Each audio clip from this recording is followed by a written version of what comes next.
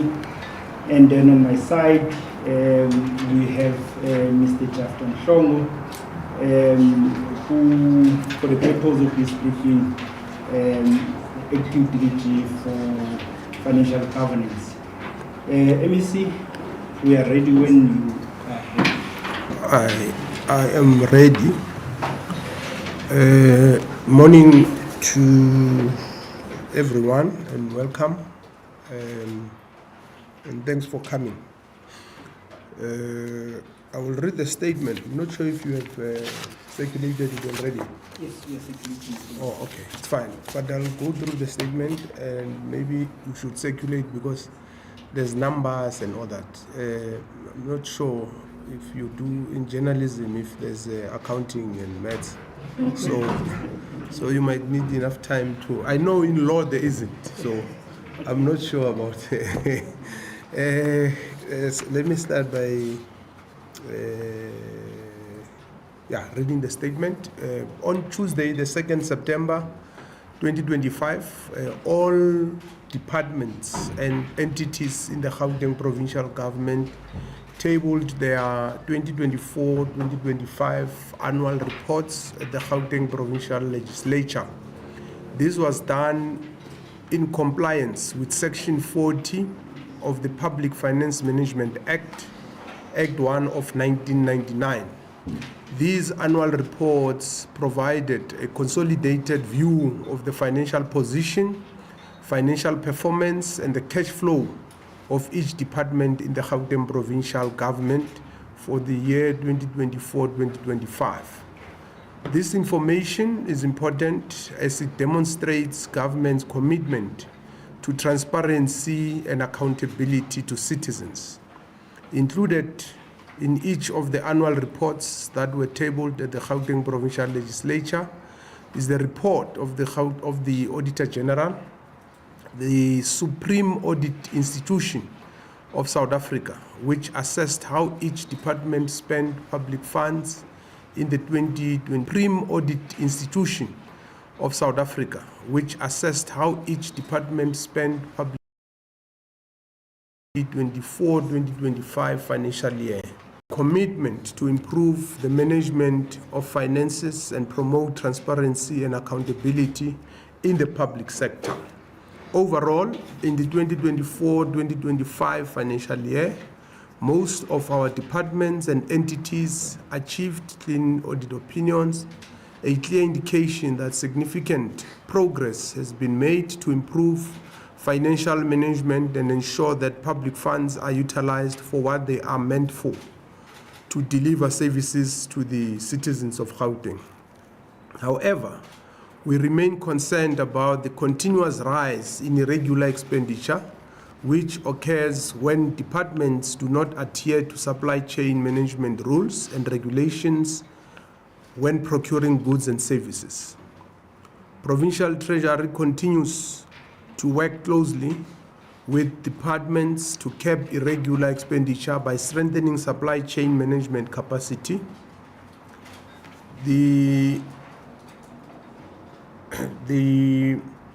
Before we get into the analysis of audit outcomes for the 2024-2025 financial year, let me briefly explain the categories of audit opinions that we are discussing in this media statement and what each of these mean. A clean audit means the annual financial statement of the auditee are free of material misstatements, and there are no material findings on the report on performance against predetermined objectives or compliance with key laws and regulations. Unqualified audit means the annual financial statements contain no material misstatements with findings raised on either reporting on predetermined objectives or non-compliance with legislation or both these aspects. Qualified audit means the annual financial statements contain material misstatements in specific amounts or there is insufficient evidence for the auditor to conclude that specific amounts disclosed in the financial statements are not materially misstated. Adverse opinion means the annual financial statements contain misstatements that are not confined to specific amounts, or the misstatements represent a substantial portion of the financial statements, and a disclaimer opinion means there was insufficient appropriate portfolio of evidence on which the auditor could base an opinion concerning the items reported in the annual statements. The lack of evidence is not confined to specific amounts or represents a substantial portion of the information contained in the financial statements. A total of 8 departments achieved clean audit outcomes in the 2024-2025 financial year, and those are Office of the Premier, Provincial Legislature, Provincial Treasury, Cooperative Governance and Traditional Affairs, E-Government, Economic Development, Community Safety, and Roads and Transport. It is important to note that 4 of the 8 above-mentioned departments, namely Office of the Premier, Gauteng Provincial Treasury, Gauteng Provincial Legislature, and COGTA, have sustained these clean audits for at least 5 consecutive years. This is an indication of stable and effective leadership that is focused on upholding clean governance. In the 2024-2025 financial year, the following departments: infrastructure development, agriculture and rural development, social development, health and human settlements, remain stagnant on unqualified audit opinion, with findings mainly due to issues of non-compliance with laws and regulations. In the same period, 2 departments have regressed, with education losing its clean audit and receiving an unqualified audit opinion, while sports, arts, culture and recreation moved from an unqualified to a qualified audit opinion. Overall, the analysis of the audit outcomes of 2024-2025 financial year showed that the Department of Health was the only department with non-compliance across all areas due to lack of effective internal control environment. Across the departments that received unqualified audits: health, human settlement, infrastructure development, agriculture and rural development, and social development, non-compliance with expenditure management and supply chain management laws and regulations was common, which led to increased instances of irregular expenditure. Consequence management remains an issue for 50% of these departments, meaning that accounting officers did not implement recommendations from completed investigations. Material misstatements in the annual financial statements was an issue for 50% of these departments, which indicates weak internal controls and lack of adequate management reviews in the financial reporting processes. Turning to public entities, we are pleased to announce that 14 of 19 entities achieved clean audit outcomes. These are Gauteng Infrastructure Financing Agency, Gauteng Film Commission, Gauteng Growth and Development Agency, Supplier Park Development, Constitution Hill Precinct, IDZ Development Company, Gautrain, Gauteng Liquor Board, Cradle of Humankind, Dinokeng, Gauteng Gaming Board, Transport Authority of Gauteng, Gauteng Partnership Fund, and Gauteng Enterprise Propeller. The medical supply depot sustained an unqualified audit opinion during this period. However, G-Fleet Management, Innovation Hub, and Gauteng Tourism Authority regressed to unqualified audit opinions during this period. We are very concerned that the situation deteriorated further at the Housing Fund, which regressed from an adverse to a disclaimer in the 2024-2025 financial year. The key issues raised by the Auditor General on the 5 entities were non-compliance on annual financial statements because of weak internal controls and lack of adequate management reviews in the financial reporting processes. 3 entities were non-compliant with expenditure management and supply chain management prescripts, which led to increased instances of irregular expenditure. Consequence management remained an issue for medical supplies depot due to lack of implementation of recommendations from the completed investigations from the Department of Health. Non-implementation of consequence management also led to irregular expenditure that could not be condoned during this period. The Provincial Treasury is fully committed to working closely with departments and entities to ensure transparency and public accountability in the province by implementing credible financial controls with the goal of realizing 100% clean governance. To address the challenges related to material misstatements in the annual financial statements, we will, amongst other things, review audit action plans to ascertain that these are aligned to the findings and conduct monthly review of Public Finance Management Act Section 40 disclosures notes.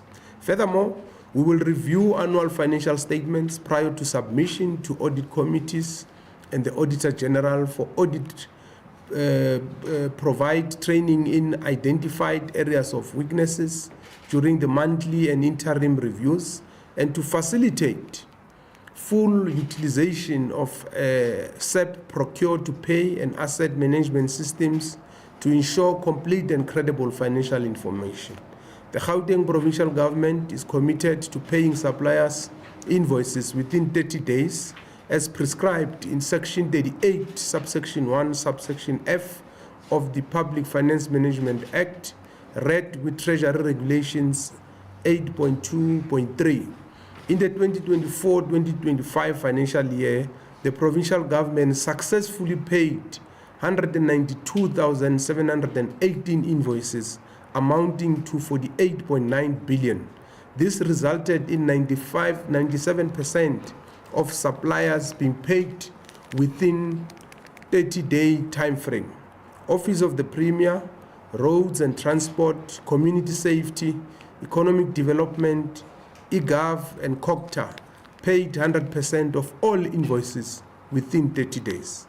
The Provincial Treasury achieved 99.75%, Sports 99.5%, Human Settlement 99.5%, Social Development 99%, Infrastructure 94.25%, Education 93.5%, and Agriculture was at 71.95%.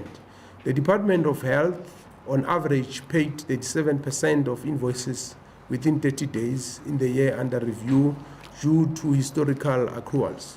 In the 2024-2025 financial year, Gauteng Provincial Government departments incurred 4.2 billion in new irregular expenditure. The province is dedicated to enhancing compliance with supply chain management regulations by automating supply chain management processes related to tenders and requests for quotations.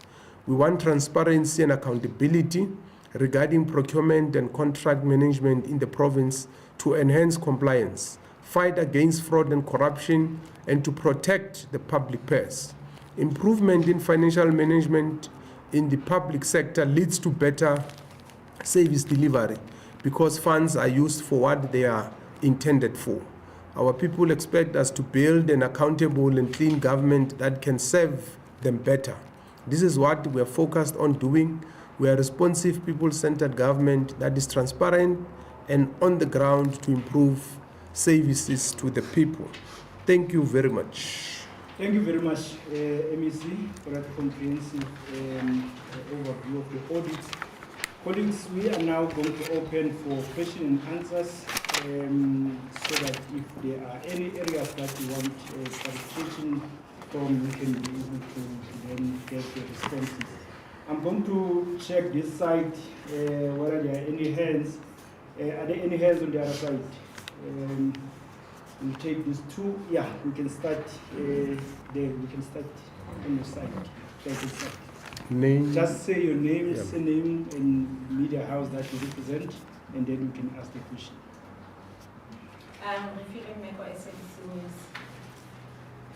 MEC, in terms of intervention based on the audit outcome, you just mentioned the review of certain audit action plans.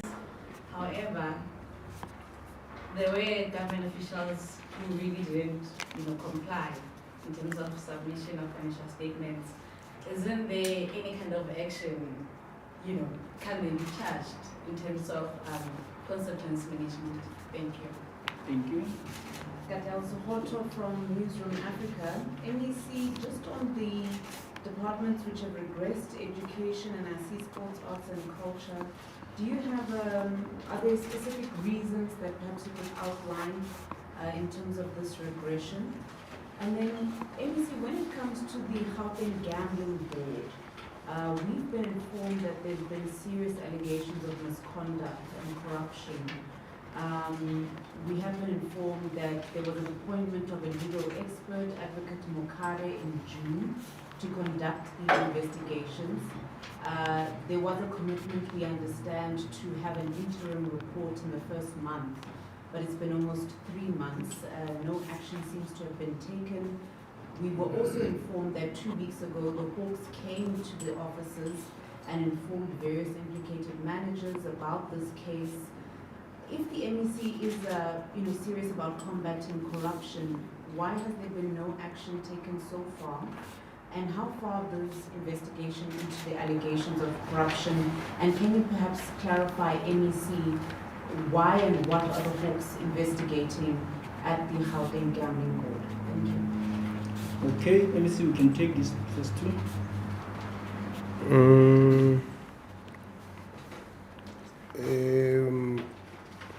Let me start with Rafila's question. Yeah, I think when you read the statement, you'll see there's where we are saying we are referring to consequence management, one, but two, there's where we are saying that there's been investigations, and I think about 50% of those matters were trailing behind, meaning there's 50% where there's been conclusion, and therefore there's been an investigation and disciplinary action depending on the severity of the issue. Sometimes it can be a written warning, it can be a suspension, it can be expulsion, it can vary from depending on the severity of the consequence. So there are actions that have been taken in the various departments. Katlego, the reasons, HOD, on the regression of the departments, I think they vary from department to department. Which one is that? Education. Oh yeah, on education, there's been the issue of what? Revenue. Expenditure management. You want to speak to it? Just speak to it. Right. On the reasons? Yeah, just speak, I think. All right. Thank you very much, MEC, and good morning, everyone. So for the Department of Education, the issues that affected or brought about the regression, one of them related to issues around expenditure management and also issues of procurement and contract management, and some element of the predetermined objectives. So that would have been the issues on that side. And then on the part of the entities, we saw entities like your Gauteng Tourism Authority, your GFleet, your innovation hub. It was issues related to the financial statements, so some elements of the reporting in there. And on the part of the Gauteng Housing Fund, it was the issues of the financial statements, issues related to asset management and also expenditure management in that regard. And I think on the part of GFleet, there were also elements of the predetermined objectives, the reporting in line with that. Yeah, and I think if you need that information, we'll gladly give it to you so that you don't have problems, because it's not a secret. And that's why we have a press conference, so that we inform you. Getting to your next questions, Katlego. So you're saying you were informed that there's corruption. You're not informed by anyone, you're informed by me. I called you to a press conference. So you put it as if, you have some sources. Media like sources. There was no source this time. I called a press conference here, and I announced that we are doing some. No, it was not here. In Santi, yes. So announced two things. We announced the establishment of an inquiry to look at liquor matters in the province. We also announced that we are appointing Senior Counsel Mokari to look at allegations of corruption here in the Gambling Board and in the Growth and Development Agency. So the Senior Counsel is busy with the investigation. They have not given me any indication of when, but we will make a follow-up. And once the Senior Counsel is done with the investigation, he will also make recommendations. And what we are going to do, we are going to convene you again and give you the information that now we have investigated, and we are now we have received the report, and this is what they found, and this is the action they are recommending, and we are going to do that. So we are very transparent about these matters. That's why even the audit issues, we are transparent about them. So we're not hiding anything. We'll definitely do that. Well, I'm told as well, I heard the rumor, that one it's a rumor that the Hawks were here, and I wouldn't know what they're investigating, because they've never spoken to me, they've never given me any report, and I'm sure if they think it's necessary to inform me, they will, but they are doing their work, and I think it will be prudent to contact them and check. But from where we are sitting, if there are any issues that requires our action, we will definitely act. And we also would definitely, I hope by end of September, because we want to release these reports simultaneously, that liquor inquiries and the one from the senior counsel.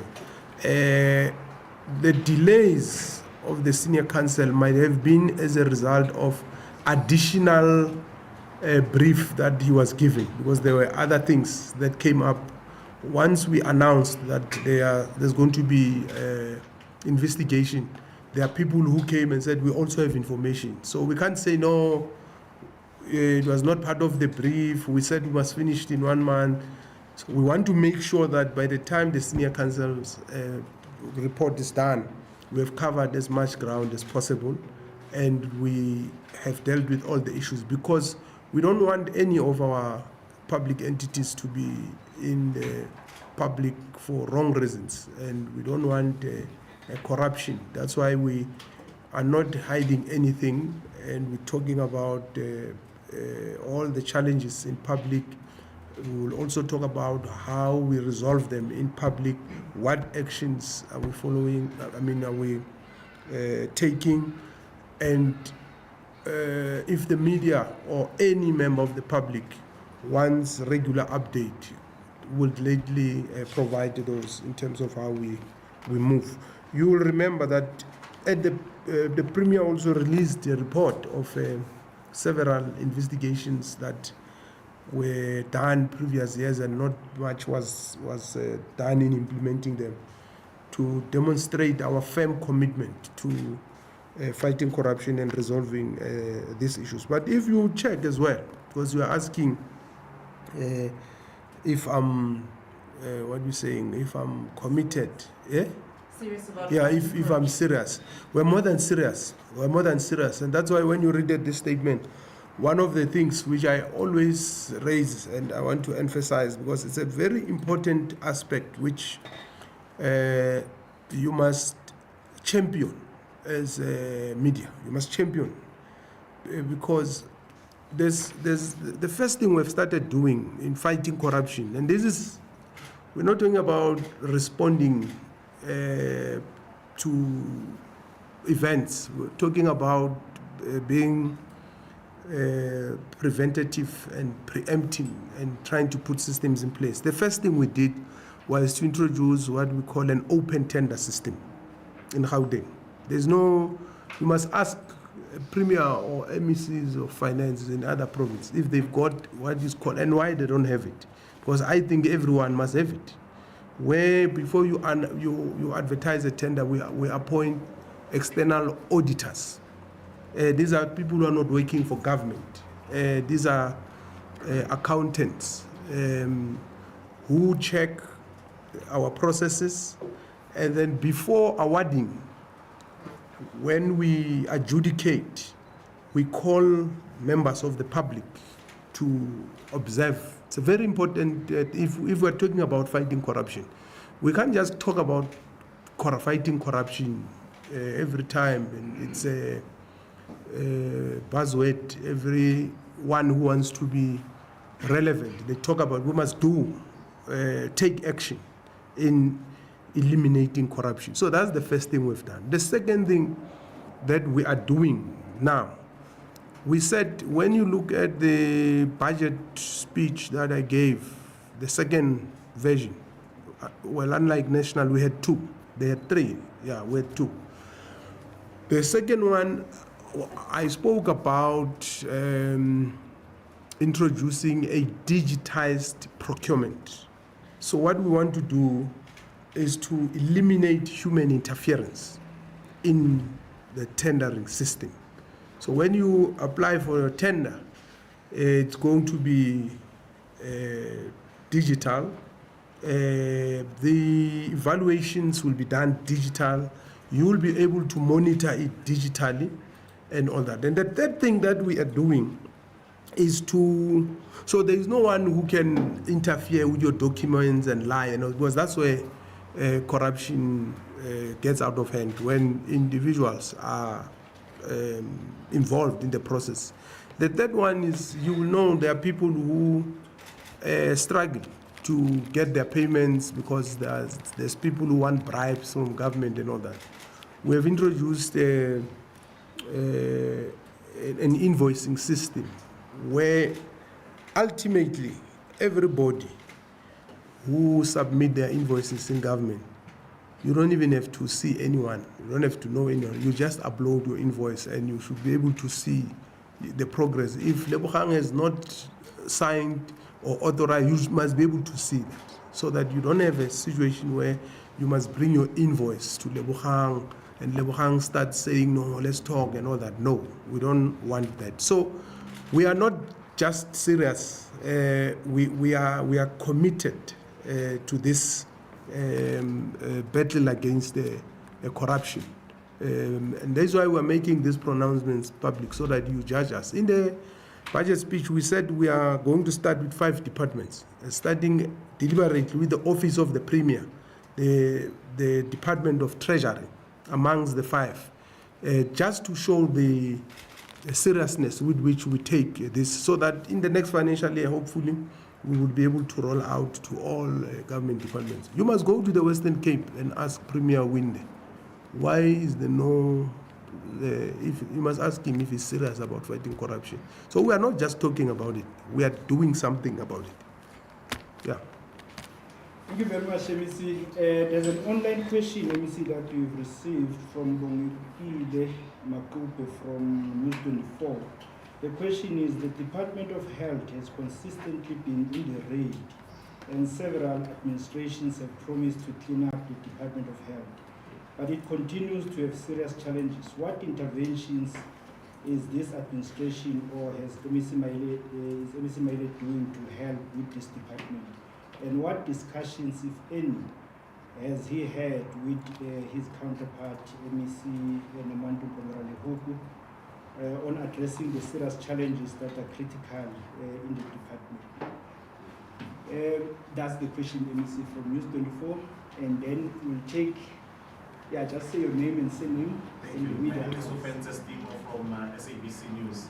MEC, I'd like to find out what the Treasury will do, especially after there was about 1.8 billion that was underspent in the budget. Hence, Banyaza took action against the different head of department, and there was also missed service delivery targets. So is there any form of a different way of looking at the oversight and ensuring that such monies that are allocated for service delivery can be spent for it? Thanks. Okay, there's a follow-up here. If you may by service as well. Just an overall perception, MEC, under your administration, do you think we'll ever see or witness all these departments achieving clean audits? I mean, now N entities, we only have 22 N2 entities. Thank you. Just a follow-up, MEC, the digitization plan, where have the challenges been there in terms of rolling it out, and are there some delays, or are you on track in terms of that digitizing, especially the tender system? Okay,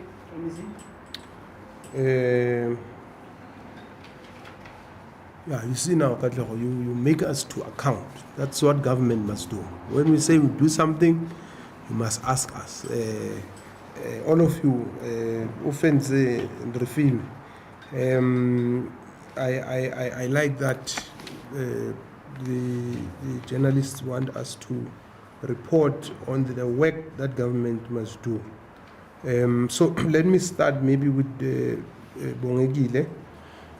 I think Bongegile is correct. There are a lot of challenges in the Department of Health, and we have on several occasions been the first to admit, the Premier, the MEC of Health, myself, and we have even indicated that there's a lot of work that is being happening in the department, and the reason why we are updating you, it's so that you are able to monitor, because if you were to look into the details, for instance, if you look at their audit outcome, there's not regressed, but there are issues, and there are issues that they've been solving. So it's not like nothing is happening. Something is happening, and maybe not as fast as we could, but the problems or the challenges are huge, because the health system is huge. In Gauteng, we have what we call 4 tertiary institutions in health. Our health budget is 60 billion. We service, I'm sure, more than 1.2 million or so people every month. It's not a small matter. So what we're doing, we have started engaging even with the private sector now in the health to look at the good things that we can learn from them as part of solving those issues in health. And also, we are working very well with the MEC for health, and we've had a meeting, I think twice, if I'm not mistaken, and we have even agreed that we're going to have just a workshop between ourselves, the Treasury and the Department of Health, to see how we help each other. But we are confident that in the next audit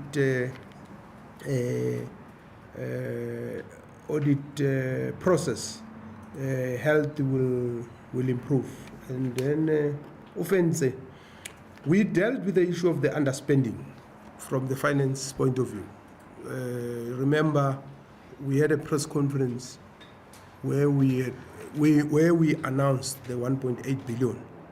And we said in that 1.8 billion, and now we can say with certainty and with authority that the only money that the province has lost there was how much? Just below 100 million. Yeah, just below 100 million, about 80 million. So that's the money which is conditional grants that goes to national. But we're not saying it's fine. No, it's not, because every cent counts. Every cent is important. Every cent must be used to better the lives of the people. But I'm just saying now, it's not 1.8 billion. That money is in the province, meaning we're able to use it. That's why in the last budget, if you remember, we also reallocated it. Some of it, as you remember, we said we gave it to Department of Roads and Transport. We're going to fix the potholes. We're going to fix traffic lights, amongst others. Who else did we give money? Or we gave to Department of Human Settlement. We gave the money to deal with temporary sanitation in informal settlements. We gave them 300 million. And also the security. And to also deal with security. You heard the Premier was talking about land invasion. We want to act. We have allocated money for that. So whatever he was saying, there's money, resources allocated for it. And those informal settlements that are there, and as you know, there's people who must get services, there is money allocated for it. The Department of Infrastructure Development, we gave them money because there's service providers who have not been paid because of a number of challenges. So we gave them money to be able to deal with that. But we are not dismissing your concern. You are correct. We shouldn't have even had to underspend the 1.8 billion, and that's why we are putting systems in place. But what we can assure the public is that no money has been misused. We are actually putting it in the services that matters the most. Refilwe, that's our aim. As you can see, out of 19 entities, it's only 5 that don't have the clean audits. And out of those 5, I think 3 of them previously have had clean audits. And that is Innovation Hub, Tourism, and G-Fleet. They've had them.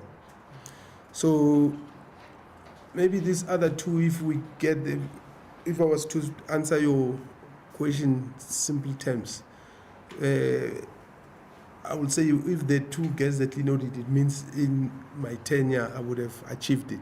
But that's that's not the point. What we want is we are not here to put personal records, place personal records. We are here to ensure that we put a system that's going to work, and that can outlive all of us. And that, of course, we want to get clean audits.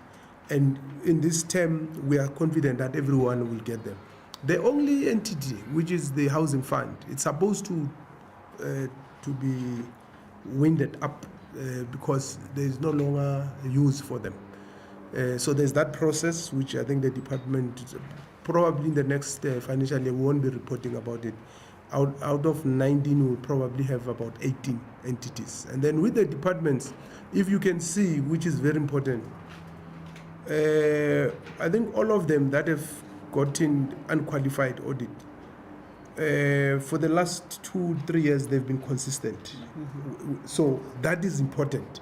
They've been consistent. So for me, if they can continue and then reduce the matters that are findings from the AG, that's what it's important. And ultimately, it will be easier for them to get a clean audit. We will get to a point where when you come to the pros conference, you will be knowing that we are just announcing clean audits.